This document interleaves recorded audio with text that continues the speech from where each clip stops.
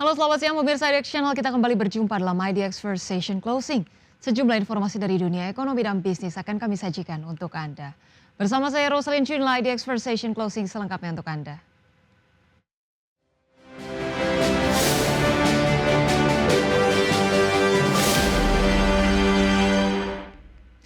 Pemirsa, kita awali dengan informasi pertama, pemerintah resmi meluncurkan insentif ekonomi 8+4 hingga akhir 2025.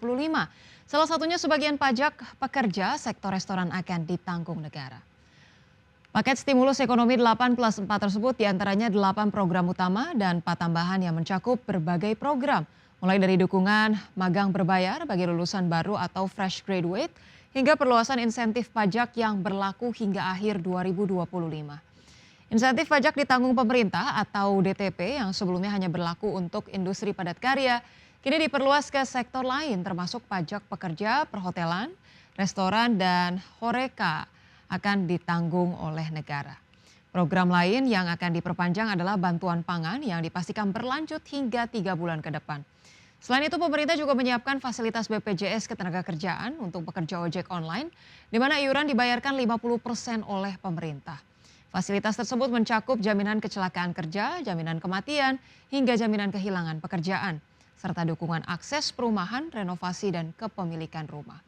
Menko Airlangga menegaskan stimulus ekonomi 8+ yang dijalankan pemerintah ini untuk mendorong produktivitas dan pertumbuhan ekonomi. Agar programnya sudah disiapkan pos anggarannya. Dari beberapa program yang didorong adalah untuk meningkatkan produktivitas dan untuk meningkatkan keterima atau magang bagi mahasiswa yang fresh graduate. Ini sedang dipersiapkan. Kemudian juga terkait dengan perluasan pajak yang ditanggung oleh pemerintah yang sekarang sudah berjalan industri padat karya untuk didorong juga ke sektor perluasan sektor lain. Kemudian juga program bantuan pangan yang sudah berjalan, ini kita akan lanjut. Berikutnya pemirsa, kalangan pelaku usaha berharap hadirnya stimulus ekonomi 8+4 dari pemerintah mampu mendorong roda perekonomian kerakyatan. Salah satunya adanya penguatan dan pengembangan sektor koperasi. Ketua Umum Indo Koperasi Wanita Pengusaha Indonesia atau INKOWAPI, Syarmila Yahya menilai ditunjuknya Ferry Yuliantono menjabat sebagai Menteri Koperasi bisa membawa perubahan koperasi dalam meningkatkan daya saing, di mana koperasi telah menjadi tulang punggung perekonomian hingga tingkat pedesaan. Untuk itu, Wakil Ketua Umum Bidang Pengembangan Potensi Kolaborasi dan Pendanaan Kadin Indonesia ini mendorong potensi besar dari program koperasi Desa Merah Putih yang langsung menyentuh ekonomi pedesaan, termasuk peningkatan kesejahteraan ekonomi di kalangan perempuan. Syarmila berharap Menteri Koperasi Ferry Yuliantono untuk mempercepat realisasi program Kopdes melalui penguatan untuk menguatkan sinergi antara koperasi, UMKM, dan sektor usaha besar secara bersama-sama. Berharap kolaborasi harus terjadi di masing-masing wilayah gitu. Kolaborasi harus toko sembako, siapa yang bisa pasok garam, siapa yang bisa pasok beras, siapa yang bisa pasok gula, siapa yang bisa pasok minyak. Itu harus masing-masing koperasi pasti ada keunggulan masing-masing kan. Kalau sekarang ini saya lihat koperasi Desa Merah Putih nantinya itu tidak belanjanya langsung belum ke petani. Kenapa? Mereka belum terbiasa kan. Oleh karena itu kita akan bekerja sama dengan koperasi yang sudah memang belanja ke petani. Jadi kita tinggal memulai itu. Sehingga nanti apa? Konsep koperasi itu kan ada 3 Pak yang sebenarnya menjadi penting. Yang pertama adalah pembelian bersama, kemudian keuangan bersama, dan yang terakhir pemasaran bersama. Pemirsa, Direktur Program dan Kebijakan Prasasti Center for Policy Studies Peter Abdullah menilai penyaluran dana sebesar 200 triliun rupiah ke perbankan tidak serta-merta akan menggerakkan perekonomian. Pemirsa, dalam program Market Review IDX Channel, Peter Abdullah menyebut untuk mendukung kebijakan tersebut perlu ada kebijakan penurunan suku bunga kredit agar permintaan kredit dari pelaku usaha meningkat. Tak hanya itu, belum membaiknya iklim investasi juga menjadi penyebab permintaan kredit dari pelaku usaha masih rendah. Peter berharap ada jaminan kepastian investasi serta penurunan suku bunga kredit agar pelaku usaha bisa berekspansi. Jadi persoalan kita itu lebih kompleks daripada yang kita bayangkan sebenarnya. Ya. Jadi tantangan menurut saya adalah pertama memastikan bahwasanya dengan kucuran ini maka suku bunga bisa turun, perbankan bisa menyalurkan kredit. Ya.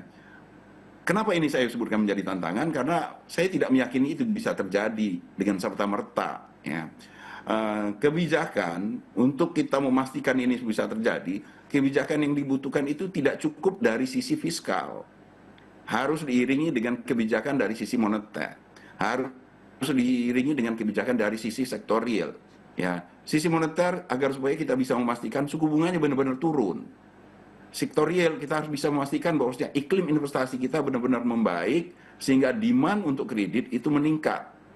Ya, kalau itu ketiga hal ini tidak terjadi, saya tidak bisa membayangkan bahwasanya apa yang diinginkan oleh Pak Menteri itu dengan mudah. Pemirsa, Menko Pangan Zulkifli Hasan mengatakan telah menutup sementara PT PMTI sebagai eksportir udang beku asal Cikande ke Amerika Serikat yang telah dikembalikan atau recall karena diduga tercemar oleh Cesium 137. Pemirsa, pemerintah menaruh perhatian khusus untuk masalah ini lantaran industri udang salah satu aset kebanggaan nasional.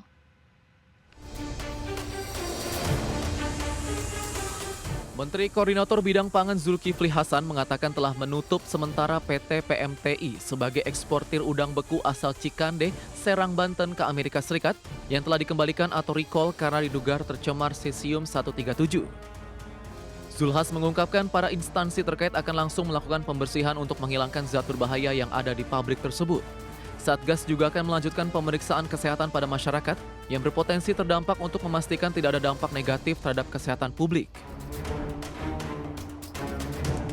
Zulhas mengatakan pemerintah menaruh perhatian khusus untuk masalah ini karena industri udang salah satu aset kebanggaan nasional karena menyerap ratusan ribu tenaga kerja. Selain itu, pemerintah juga berkomitmen melindungi nelayan, pekerja, dan pelaku usaha yang terdampak. Telah melakukan investigasi secara hati-hati dengan pendekatan ilmiah sesuai standar internasional dan keamanan pangan tetap menjadi prioritas. Keamanan pangan menjadi prioritas utama kita. Jadi negara-negara tujuan ekspor tidak usah khawatir. Keamanan pangan menjadi prioritas utama kita.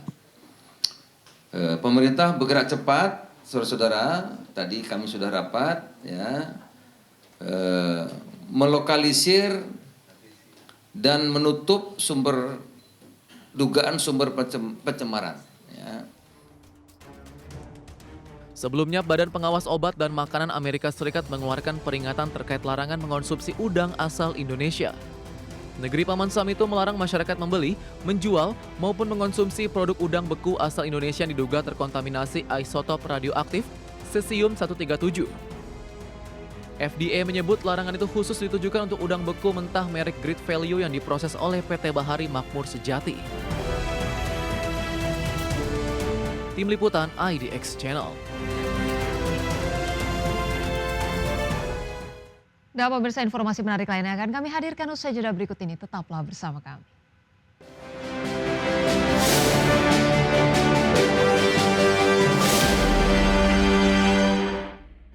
Pemirsa, terima kasih Anda masih bersama kami.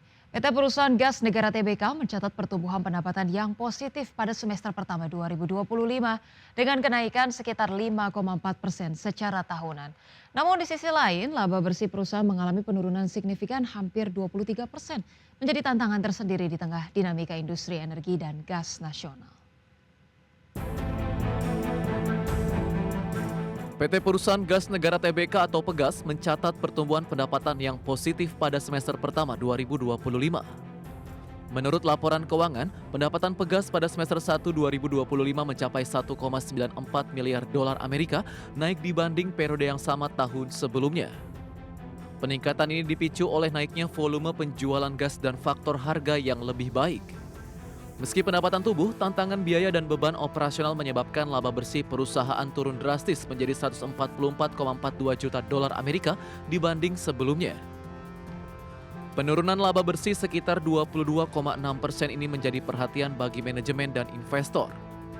Faktor seperti kenaikan biaya produksi, distribusi, dan fluktuasi harga energi global turut memengaruhi profitabilitas. Pegas berkomitmen melakukan efisiensi dan restrukturisasi bisnis guna menghadapi tantangan ini sekaligus menjaga kinerja keuangan ke depannya. Perusahaan pelat merah ini juga terus fokus pada pengembangan infrastruktur gas dan diversifikasi usaha agar kinerja keuangan lebih stabil dan berkelanjutan. Dalam jangka panjang, Pegas optimistis peluang pasar energi dan gas di Indonesia akan tetap solid seiring pertumbuhan ekonomi dan kebutuhan energi bersih.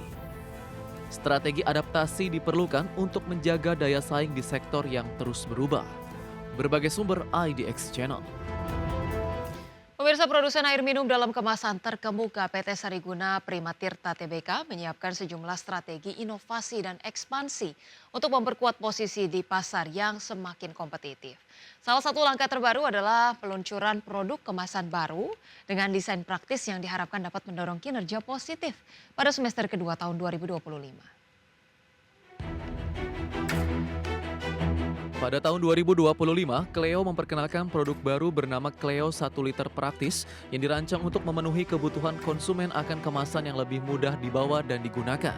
Inovasi produk ini diharapkan mampu meningkatkan daya saing Cleo di pasar air minum dalam kemasan yang kian ketat, sekaligus menarik segmen konsumen yang mengutamakan kemudahan dan kenyamanan. Selain inovasi produk, Cleo juga tengah memperluas jaringan distribusi dan memperkuat penetrasi pasar di berbagai wilayah.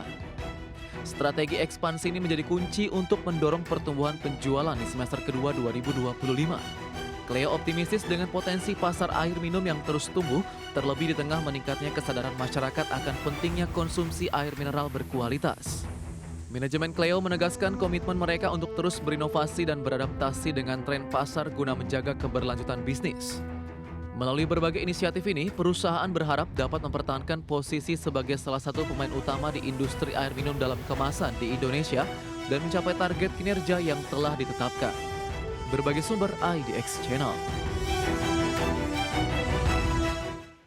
Pemirsa, PT Catur Sentosa Adi Prana Tbk memilih pendekatan selektif dan hati-hati dalam ekspansi jaringan gerai Mitra 10.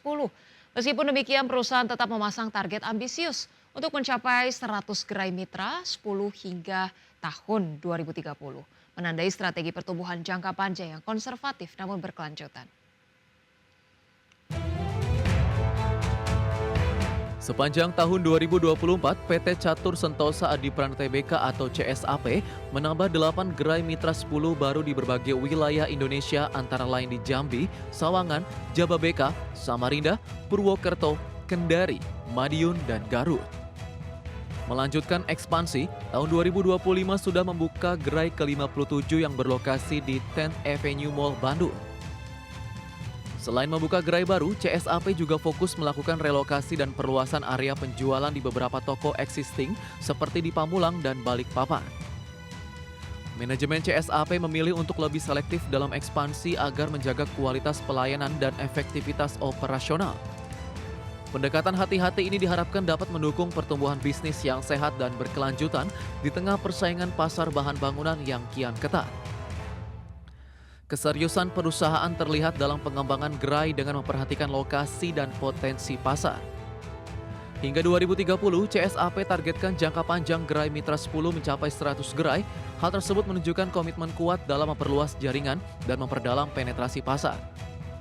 Perusahaan optimistis dengan potensi pasar retail bahan bangunan yang terus tumbuh seiring peningkatan pembangunan properti dan kebutuhan konsumen. Ekspansi yang terkendali diharapkan akan memperkuat posisi Mitra 10 sebagai pemain utama di sektor retail bahan bangunan Indonesia. Berbagai sumber IDX Channel. Pemirsa, PT Nusantara Infrastructure Tbk atau META mendirikan entitas baru bernama PT Smart Inspection Indonesia melalui anak usahanya PT Hikari Infra Indonesia. Langkah ini diambil untuk memperkuat lini bisnis sekaligus memperluas peluang proyek konstruksi grup META. PT Nusantara Infrastructure Tbk atau META mendirikan entitas baru bernama PT Smart Inspection Indonesia atau SII melalui anak usahanya PT Hikari Infra Indonesia. Korporat Sekretari META Dahlia Evawani menjelaskan bahwa pendirian SII merupakan bagian dari strategi pengembangan usaha perusahaan. SII akan berfokus pada sektor konstruksi termasuk pembangunan jalan, jembatan, jalan layang, flyover hingga underpass. Selain itu, SII juga akan menangani instalasi sinyal serta rambu-rambu jalan raya sesuai dengan KBLI yang ditetapkan. Pendirian entitas baru ini telah tertuang dalam Akta Notaris Emira Fauzia Karyana nomor 16 tertanggal 10 September 2025. SII juga telah mendapatkan pengesahan resmi dari Kementerian Hukum dan HAM pada 12 September 2025 sehingga sudah sah secara hukum untuk beroperasi. Langkah tersebut mempertegas keseriusan Meta dalam memperkuat portofolio bisnisnya di bidang infrastruktur. Adapun komposisi kepemilikan saham SII mayoritas dimiliki oleh PT Hikari Infra Indonesia sebanyak 24.999 saham. Sementara itu untuk satu lembar saham dimiliki oleh individu bernama Sugiono sesuai aturan pendirian badan usaha. Dengan struktur ini, Meta berharap kehadiran SII dapat mendukung efisiensi sekaligus memperluas cakupan proyek strategis di masa mendatang. Berbagai sumber IDX Channel. Ya, dan pemirsa berikut kami hadirkan informasi seputar IHSG pada 15 September. Hari ini pemirsa Senin di penutupan perdagangan sesi 1 di mana IHSG ditutup menguat 0,71% atau menguat 55,5 poin ke 7.909,6. Kemudian sempat menyentuh level tertingginya di 7.926,7 dan level terendahnya di 7.889,1. Sementara itu pemirsa, sejumlah saham yang menjadi top gainers pada perdagangan ataupun penutupan perdagangan hingga siang hari ini adalah BRMS dengan kenaikan 5,8%, CDIA menguat 9%, kemudian BSBK menguat 13%, MBMA menguat 2,6%. Sementara itu top losers, pemirsa WIRG melemah 2,2%, PACK melemah 6%, Goto melemah 1,7% dan Pegas melemah 1,6%. Secara sektoral pemirsa, penguatan dipimpin oleh infrastruktur dengan kenaikan 2,02%, kemudian disusul konsumsi non-primer 2,02%, kesehatan melemah 0,35% dan industri melemah 0,29%.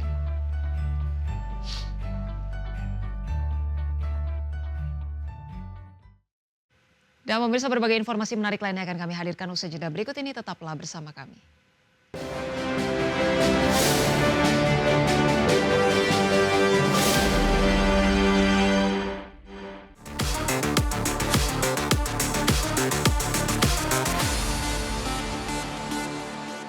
Pemirsa, Anda menyaksikan TechBiz. Samsung mulai memproduksi massal sensor kamera zoom continue yang menawarkan kemampuan zoom optik asli dengan kualitas gambar tajam tanpa kehilangan detail. Menariknya sensor ini tidak akan digunakan pada ponsel Samsung sendiri, melainkan dipasarkan ke produsen lain, terutama merek smartphone dari Tiongkok seperti Xiaomi. Samsung mulai memproduksi massal sensor kamera zoom continue. Sensor kamera ini merupakan terobosan teknologi yang memungkinkan lensa telefoto bergerak secara mulus untuk mengubah panjang fokus secara terus-menerus. Teknologi ini jauh melampaui zoom optik tradisional yang bekerja dengan tingkat zoom tetap seperti 3x, 5x, atau 10x. Hasilnya adalah gambar yang tetap tajam di berbagai tingkat zoom tanpa tergantung pada zoom digital yang biasanya menurunkan kualitas. Samsung Electromechanics yang mengembangkan sensor ini dikabarkan mulai memproduksi secara massal sejak 2025. Meski teknologi ini sangat canggih, Samsung memilih untuk tidak menggunakannya di ponsel andalannya sendiri seperti seri Galaxy S, tapi menawarkan sensor ini ke pesaing utamanya di pasar global. Xiaomi jadi salah satu perusahaan yang sudah memesan sensor ini sebagai upaya meningkatkan kualitas kamera smartphone mereka di produk masa depan. Pengembangan sensor ini menunjukkan strategi Samsung berfokus pada riset dan pengembangan komponen teknologi canggih untuk bisnis B2B. Sementara lini ponsel Galaxy fokus pada inovasi lain seperti kamera wide angle ultra tinggi resolusi dan teknologi AI.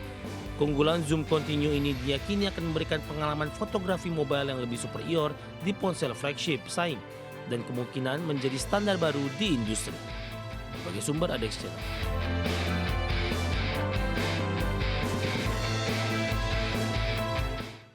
Pemirsa, Snapchat meluncurkan fitur baru bernama Infinite Retention yang memungkinkan pengguna menyimpan percakapan secara permanen di chat individual.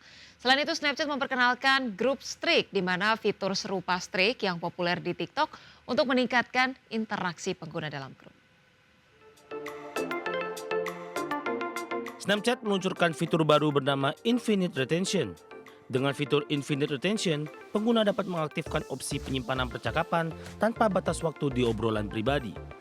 Hal ini memungkinkan pesan menjadi arsip digital yang dapat diakses kapan saja. Berbeda dengan konsep awal Snapchat yang bersifat sementara.